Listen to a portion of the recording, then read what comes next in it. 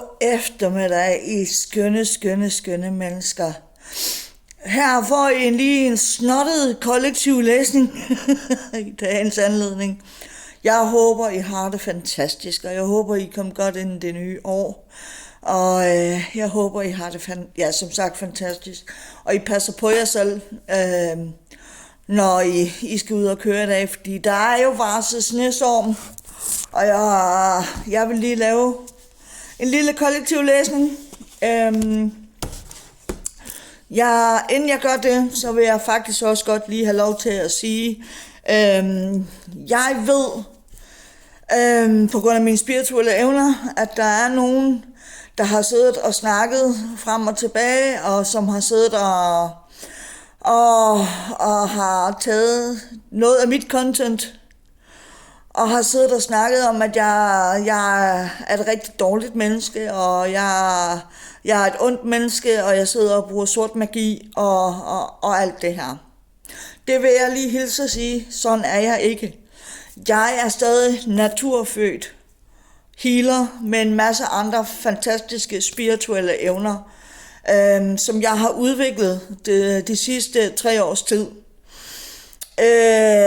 Jeg har selv været under sort magi, så jeg vil aldrig nogensinde begynde at bruge det imod andre. Det ligger ikke til mig. Jeg laver ikke black magic eller det okkulte eller noget som helst. Det er ikke det, jeg er her for. Jeg er her for at hjælpe med at heale andre og lave klarsyn og komme med de budskaber fra universet og fra Gud.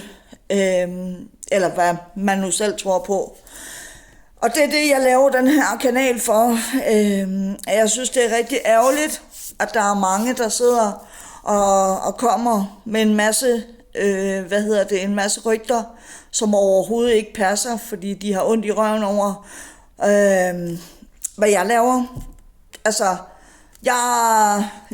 jeg går herhjemme. Jeg er førtidspensionist, og efter jeg blev førtidspensionist, på grund af, at jeg har været i et cancerforløb med vulvacancer, og jeg har været igennem strålebehandling og kemoterapi, det ved I nok alle sammen, men jeg vil gerne fortælle det igen, fordi der er åbenbart nogen, der sidder og har lidt ondt i røven over det, og spreder rygter og sådan noget, og det synes jeg egentlig ikke er fair. Ja, der er mange, der laver det samme, som jeg gør, altså med hensyn til det spirituelle, og det er også godt, jo flere healers, desto bedre, fordi vi har virkelig brug for dem. Og jeg vil også gerne have lov til at sige, at selvom at jeg også sådan prøver at få til vejen frem, så er det jo ikke ligefrem nemt, når der sidder nogen i de forskellige grupper, selvom at jeg har blokeret dem og alt det her, fordi at det er nogen fra min fortid af, som har ondt i røven over, at jeg har blokeret dem og har sorteret dem fra, fordi de skabte simpelthen for meget drama, og på det tidspunkt, da jeg skulle i gang med min healing, da jeg kommer hjem og får mit behandlingsforløb, altså for kemoterapi og strålebehandling, så nytter det ikke noget med, at man bliver stresset eller render rundt og er stresset og skal høre på alt muligt lort. Og det har jeg simpelthen valgt fra, også fordi mit liv er simpelthen for kort til, at jeg skal sidde og høre på alt muligt drama. Jeg har, førhen, altså det er helt op til, hvad folk de selv vil tro, men nu laver jeg den her video, fordi det er vigtigt for mig at komme ud med den. Jeg har ikke haft det nemt i de her sidste par år, men jeg har udviklet mig om mine egne naturfødte evner, fordi jeg har fundet ud af, at det var min farmor, der var healer, også var spirituel, inden hun gik bort. Hun har aldrig ville fortælle mig det, fordi at folk de troede simpelthen ikke på os. Folk i familien troede simpelthen ikke på os. Og det er også det, der sådan har gjort det svært. Og jeg vil næsten ved med, at der er mange, altså der også kan ikke genkende til, at når der er naturfødt og naturfødte evner, vi har, så er det ikke, så er det ikke altid, man bliver mødt med forståelse. Og det er også okay.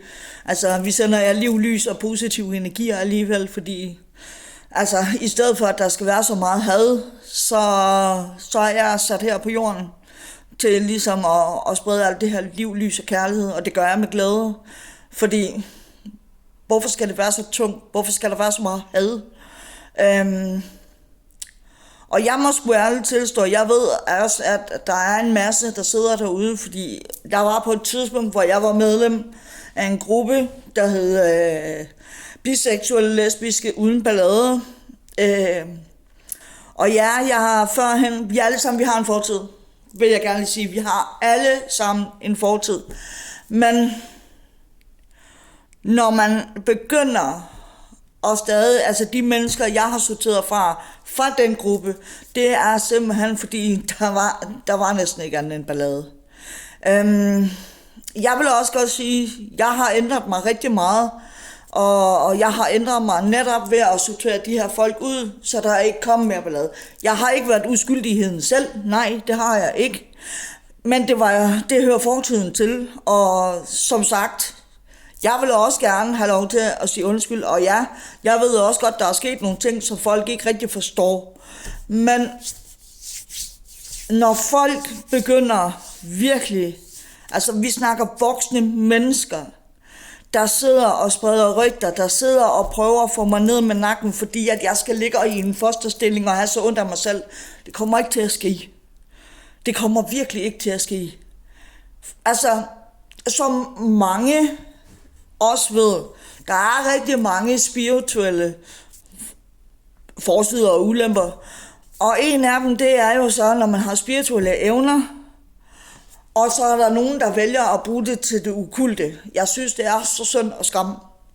Der findes rigtig mange betegnelser i det her spirituelle univers, og der er mange, der ikke forstår de her betegnelser. Der er også mange grene, altså for eksempel som healers, altså der er shaman healing, der er reiki healing, og der er alle mulige healere. Ligeså vel, når du tager en ganske almindelig uddannelse, for eksempel på en håndværkerskole, så skal du også igennem nogle forløb.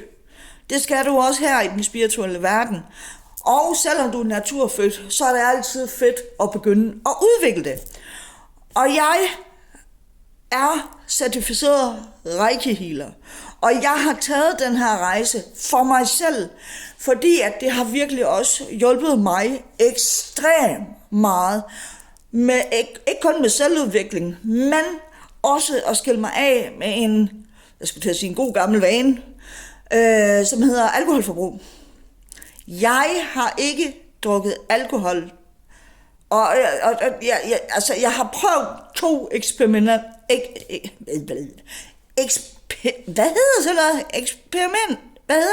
Eksperimenter. Undskyld. Throat chakras. Og jeg vil også gerne sige, at jeg har prøvet de her 2 eksperimenter, fordi at jeg har altid været en ølpige, og det kan jeg lige så godt sige, som det er. Jeg har altid elsket øl. Nu, hvor der er gået det her stykke tid, i går aftes, der tog jeg en enkelt gulddame, og sidst, der tog jeg en Tuborg julebryg for at se, om de smagte mig, fordi det er mine 2 favoritøl. Eller det var det, fordi de smager mig simpelthen ikke mere. De smager mig simpelthen ikke mere. I går, jeg sad og tænkte, hvad fanden? Det smagte mig simpelthen ikke. Altså, jeg sad og lavede ansigt og grimasser og alt muligt. Det smagte mig bare ikke. Og det er et pisse fedt skridt for en, der faktisk har haft et on and off alkoholforbrug i rigtig mange, mange år. Jeg har prøvet lidt forskellige ting igennem mit liv, og jeg kan lige så godt være ærlig. For mange år siden, der sad jeg også og prøvede amfetamin. Jeg tog det, fordi at min ADHD-medicin, den virkede ikke optimalt på mig. Jeg fik Ritalin dengang, og det brændte simpelthen for hurtigt ud i mine unge dage. Jeg fik min ADHD konstateret, da jeg var 23. Og har arbejdet med min angst, og jeg har arbejdet med, efterfølgende af det. Og jeg har haft svært ved at acceptere, at jeg havde ADHD. Også fordi jeg fik at vide i min familie, at det var ikke normalt, hvis man var psykisk syg. Og ja, jeg har ADHD. Ja, jeg har også personlighedsforstyrrelse, men den har jeg kæmpet mig ud af. Også fordi jeg har lagt alkoholen på hylden, så det kommer ikke ind og forstyrrer noget som helst. Jeg snakker meget. Jeg har også haft en masse depressioner, men jeg kan klare mig selv. Jeg har taget en uddannelse. Jeg har taget 1 år og 8 måneder med min rækkehealing. Og jeg har aldrig, altså jo, det har jeg. Jeg har da selvfølgelig gennemført min 9. og 10. klasse, men jeg har aldrig, som i aldrig nogensinde, haft ro i rumpen til at sidde i et klasselokale. Så jeg fandt det her online forløb, og så har jeg investeret i det, fordi jeg synes, at det var mega interessant, og fordi jeg var i gang med min udvikling, med at udvikle med mine spirituelle evner, og så fandt jeg rækkehealing, og det har satme godt nok hjulpet mig rigtig meget. Fordi nu er det 5 uger, lige om lidt, altså på fredag er det 5 uger siden, at jeg har siddet og drukket en 6-pack alkohol, altså en 6-pack øl med alkohol. Når jeg kan mærke trangen, så drikker jeg alkoholfri øl, og jeg synes faktisk, for det ikke skal være løgn, jeg synes faktisk, de smager bedre nu. Og det er et pissefedt skridt for mig. Det er virkelig et fedt skridt. Altså, og jeg er her, jeg er i live, og jeg klarer mig, jeg gør rent. Jeg har fået struktur efter, at jeg har begyndt at heale mig selv også. Jeg laver selvhealing på mig selv en halv time, næsten hver dag. Og lige nu, der er jeg en lille smule snottet og føler, som om jeg er blevet kørt over en damptrommel. Men det skal der også være plads til. Det er simpelthen kroppens måde, at det skiller sig ud på. Fordi man kan faktisk godt få influenza-lignende symptomer, når man laver selvhealing. Og det, jeg synes, der er rigtig, rigtig med hensyn, hvis vi lige vender tilbage til. Jeg ved, at der er mange, der sidder og snakker. Fordi hvis I vidste, hvor mange drømmesyn jeg får. Og nu sidder jeg hudløst ærlig. Fordi den her video, den bliver delt vidt og bredt. Og ja, jeg har også lavet en fejl. Men de fejl, som I kender til, og hvor I kender til dem fra, det ved jeg ikke, hvor I har jeres informationer fra. Men jeg vil så også bare lige hilse at sige, at jeg har været ærlig hele vejen igennem. Og I kender ikke noget til noget fra nogen sider af historien, fordi I sidder og opfinder alt muligt selv, og fordi I hører på rygter fra alle mulige andre. Jeg synes bogstaveligt talt, at det er mega træls det her. At folk, de er så, undskyld jeg siger det, barnlige, at I sidder og laver så mange rygter. I er selv voksne mennesker, I har selv børn. Børnebørn, nogle af jer også. Og så alligevel, så har I så travlt med mit liv. Altså, nogle af jer, I vil jo åbenbart ønske, at I var mig, fordi der er jo mange, der kopierer mit arbejde, for ligesom at gøre det. Men nu skal jeg fortælle jer en ting. Der er kun én af mig. Der er kun én af mig. Og der er ikke nogen af mine spirituelle evner, der kan kopieres. Jeg har rent mel i posen. Jeg gør det her, fordi jeg har valgt at give tilbage til universet. Fordi at jeg meget, meget, meget gerne vil hjælpe andre, som jeg selv blev hjulpet, da jeg havde cancer. Jeg ønsker ikke for nogen, at der er nogen, der skal gå igennem alvorlige kræftsygdomme eller andre alvorlige sygdomme. Fordi det er ikke for sjov skyld, det her. At der faktisk er nogen, der sidder og ønsker at være mig og gøre alt muligt dumt for at risikere sig selv. Altså, de tænker sig om. Prøv at høre, mennesker. Livet er simpelthen for kort, fordi du tænker dig ikke om lige nu. Stop det, før at det er for sent med alt det, du går og har gang i. Jeg er ikke, som der bliver sagt, og jeg bliver gjort til. Jeg er mig, jeg sidder her og stadig kæmper med hulens masse senfølger. Jeg drikker ikke mere, jeg tager ikke stoffer, jeg gør ikke noget, jeg holder mig til min ADHD-medicin, som er begyndt at virke, fordi at jeg fik en alvorlig psykose under et kemoforløb, hvor jeg ikke kunne tåle kemoen. Fordi jeg fik prednisolon, som er et binyrbarkhormon, som du får sprøjtet ind i dine årer, hvis det er, at du får en allergisk reaktion under et kemoforløb. Og det gjorde jeg. Jeg fik 900 mg sprøjtet ind i mine årer. At folk sidder og laver livsforsikrings Hvad hedder det? Altså, jeg ved det her. Jeg ved det her. Og jeg ved også, at det er ved at blive undersøgt. Men jeg er træt af at blive gjort til noget, jeg ikke er. Og nu bliver jeg pisseked af det.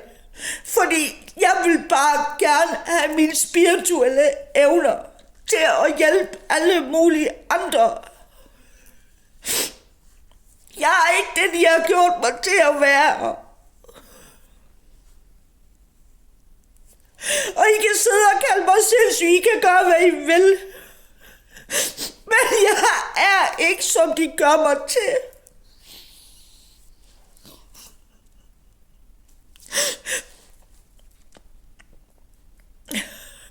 Stop, mens lejen den er god. Også for jer selv. Det var det. Hej.